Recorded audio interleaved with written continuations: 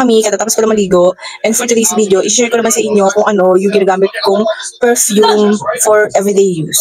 So, ito nga pala, i-share ko lang sa inyo yung aking perfumes na ginagamit ko ngayon. So, ito yung perfumes from Sweet Night. So, ayan, meron akong perfume nila na Wild Vanilla. So, si Wild Vanilla, sobrang gamit na gamit ko siya. Ayan, as you can see. And ito naman, bago ko lang na-order to, si Almond and Vanilla.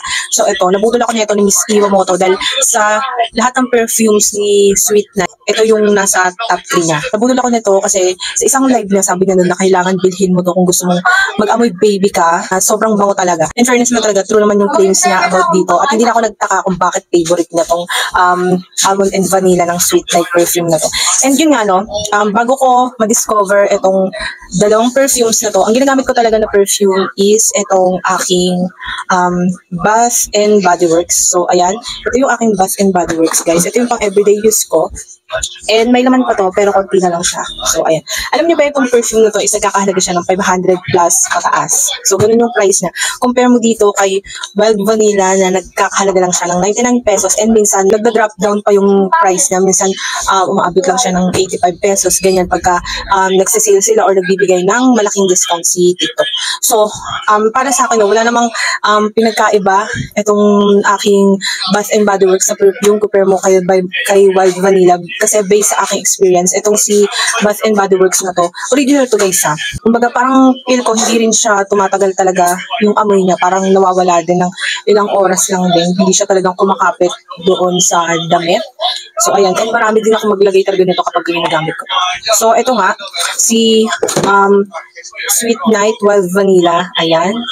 Itong dalawang perfume na to guys, isa to sa bestseller ni Sweet Night sa mga variant ng kanyang mga perfumes. And masasabi ko na itong si Wild Vanilla, may pagkasosyal yung amoy niya. And sobrang bango niya rin talaga guys. And tumatagal nga pala yung amoy na to ng 5 hours. And same lang din kay Almond Vanilla. Pero minsan pag nag-i-spray ako nito or nadadamihan ko yung spray nito sa aking damit, kumakapit yung amoy niya sa damit ko. Kapag maliligo na ako, kumari kinabukasan, ngayon ako nag-apply, tapos kinabukasan, maliligo na ako, nandun pa rin yung amoy ni Wild Vanilla. Same lang din kay Almond and Vanilla. Kasi talagang sobrang bango nila guys. Kung may mga anak kayo, papasok sa school yun, perfect din to na gamitin nila. Kasi ang bango talaga nito guys. Isa to sa mga bestseller ni Sweet Night. And hindi naman halata no, sa aking Wild Vanilla perfume. Ayan. Sobrang gamit na gamit ko talaga siya. Minsan kahit matutulog na ako, nag-i-spray pa ako nito.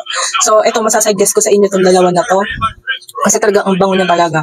So, worth it na siya. Tapos matagal mo na rin siyang magagamit. Kasi ito, last year ko pa to binili. And ilang months na rin yung nakalipas simula nung binili ko to. And still, meron pa rin siyang laman. So, depende na lang din yan sa paggamit mo. So, ito si Almond and Vanilla. Kung gusto mag-amoy baby and may pagka-powder yung amoy neto.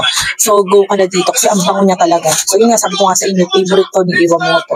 And kung gusto niyo naman mag-amoy social sa murang halaga, so ito, try nyo si Wild Vanilla. Kasi ang bango din talaga nito. Perfect na perfect din to this summer. Kasi kung ayaw mong mga amoy maasim ka, mga amoy mabaho ka, di ba? Mga amoy araw ka. So, perfect to si Sweet Night perfume sa inyo. Kung spray mo lang siya. Kasi talaga ang bango na. Yung kumbaga parang pag namaan ka, lilingunin ka. Ganun yung amoy niya, guys.